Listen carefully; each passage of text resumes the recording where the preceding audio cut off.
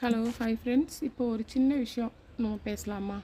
என்னன்னு பார்த்தீங்கன்னா, இந்த உலகத்தில் பார்த்தீங்கன்னா யாரும் வந்து அறிவுக்கு வந்து இம்பார்ட்டன்ட் கொடுக்கறது கிடையாது, சரிங்களா?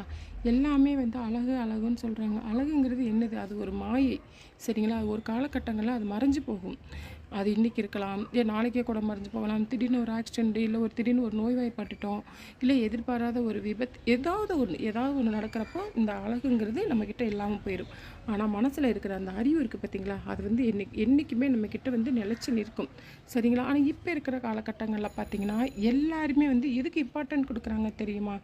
இப்போ ஒரு பொண்ணு பார்க்க போகிறாங்க அப்படின்னா அந்த பொண்ணு அழகாக இருக்கான்னு தான் பார்க்குறாங்களே தவிர, அந்த பொண்ணுகிட்ட நல்ல குணங்கள் இருக்கா, நல்ல நடத்தை இருக்குதா, நல்லா பொறுமையாக இருக்குமா, எந்த ஒரு பிரச்சனை வந்தாலும் ஃபேஸ் பண்ணக்கூடிய ஒரு தைரியம் இருக்கா, இதெல்லாம் வந்து யாரும் பார்க்கறது கிடையாது. ஏன்னா அழகுங்கிறது வந்து கண்ணுக்கு முன்னாடி தெரிகிற ஒரு இது. அறிவுங்கிறது, குணங்கிறது நமக்குள்ளே ஒளிஞ்சிருக்கிற ஒரு இது, சரிங்களா? யார் ஒருத்தவங்க அந்த உள்ளே போய் நுழைஞ்சி அந்த குணத்தை பார்த்து ஒருத்தவங்கள செலக்ட் பண்ணுறாங்களோ அவங்களோட லைஃப் நல்லா இருக்கும். வெளி தோற்றத்தை பார்த்து யார் ஒருத்தவங்க செலக்ட் பண்ணுறாங்களோ அவங்களோட லைஃப் டேமேஜ் ஆயிரும். இதுதான். இப்போ யாருமே வந்து நம்ம வந்து மனசை பார்க்குறதே கிடையாதுங்க. எங்கள் வீட்டுக்கு வந்து ஒரு ஐயர் கூட ஒரு தடவை சொன்னார், இது கலிகாலங்க, இந்த கலிகாலத்தில் வந்து பார்த்திங்கன்னா நல்லவங்களாம் கெட்டவங்களாக தெரிவாங்க, கெட்டவங்களாம் நல்லவங்களாக தெரிவாங்க அப்படின்னு சொல்லிட்டு.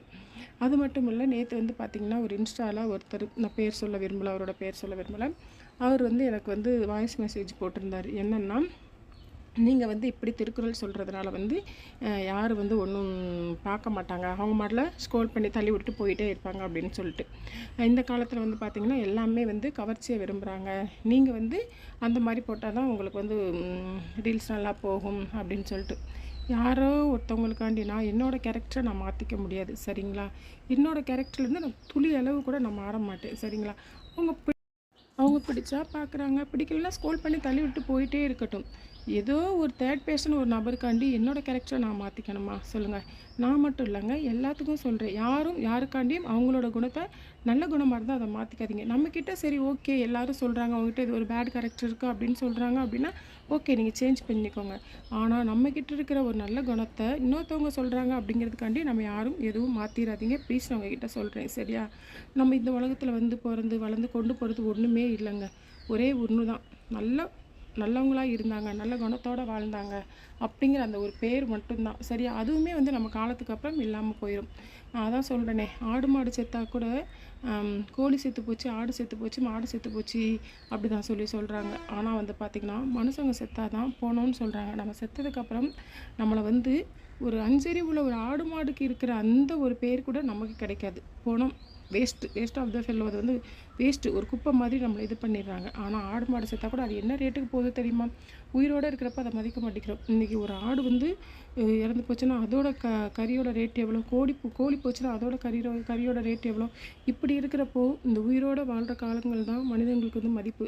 இந்த காலகட்டங்களில் உங்களால் முடிந்தால் அடுத்தவங்களுக்கு உதவி செய்யுங்க, முடியலையா உதவி செய்ய வேண்டாம், உபத்திரம் கொடுக்காமல் இருங்க. ஆனால் வந்து நீங்கள் உங்களோட கேரக்டரில் ஒரு பணத்துக்காண்டி, புகழுக்காண்டி, ஒரு பேராசைக்காண்டி எந்த விதத்துலையும் உங்களோட கேரக்டர், உங்ககிட்ட ஒரு குட் கேரக்டர் இருந்தது அப்படின்னா உங்களோட கேரக்டரை நீங்கள் சேஞ்ச் பண்ணிக்காதீங்க, சரிங்களா? நேற்று இன்ஸ்டாவில் அந்த பிரதர் சொன்னார், எனக்கு வந்து சிரிப்பு தான் வந்தது. யாரோ ஒருத்தருக்காண்டி என்னோடய கேரக்டரை நான் சேஞ்ச் பண்ணிக்கணுமா?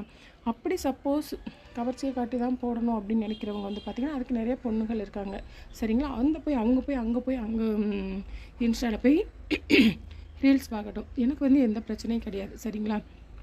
ஏன் நான் தினம் ஒரு திருக்குறள் சொல்கிறேன்னா, இன்றைக்கி வந்து பார்த்திங்கன்னா திருக்குறள் வந்து பார்த்திங்கன்னா எத்தனை திருக்குறள் இருக்குது, எவ்வளோ அதிகாரம் இருக்குது அப்படிங்கிற ஒரு விஷயம் நிறைய பேர்த்துக்கு தெரிய மாட்டேங்குது.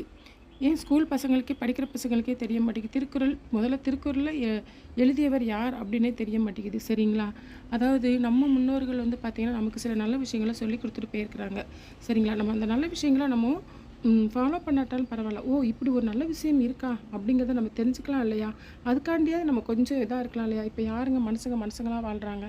எல்லாம் வந்து இந்த அழகுன்னு சொல்கிறாங்களே, அது வந்து பார்த்திங்கன்னா அழிவை நோக்கி போயிடும், சரிங்களா? நிறைய பேர்த்துக்கு புரிஞ்சுக்கிறது இல்லை. நானும் என்னோடய வீடியோஸ் நிறையா இதில் சொல்லியிருப்பேன், தயவு செஞ்சு அழகுங்கிறது ஒன்று பார்க்காதீங்க. உள்ளுக்குள்ளே போய் அவங்க எப்பேற்பட்ட குணசாலி, எப்பேற்பட்ட குணம் உள்ளவங்க, அவங்ககிட்ட என்ன அறிவு இருக்குது அதை வந்து பாருங்கள் அப்படின்னு சொல்லியிருக்கிறேன். நம்ம என்ன தான் நல்லது சொன்னாலும் அதை ஏற்றுக்கிறக்கூடிய ஒரு பக்கம் கிடையாது. அதான் ஒன்று சொல்லுவாங்கள்ல, யாரும் யாரையும் திருத்த முடியாது, அவங்களா திருத்தணும். ஓகே ஃப்ரெண்ட்ஸ், இதை அவங்ககிட்ட ஷேர் பண்ணிக்கணும்னு தோணுச்சு, அதனால தான் சொல்கிறேன். நான் திருப்பியும் சொல்கிறேன், என்னோட ரீல்ஸ் பிடிச்சிருந்தவங்க பார்க்கலாம். சரியா? பிடிக்கல அப்படின்னா நீங்கள் தாராளமாக ஸ்க்ரோல் பண்ணி விட்டு போயிட்டே இருக்கலாம். நான் எதுவுமே செய்ய போகிறது கிடையாது. Okay okay friends. Okay bye.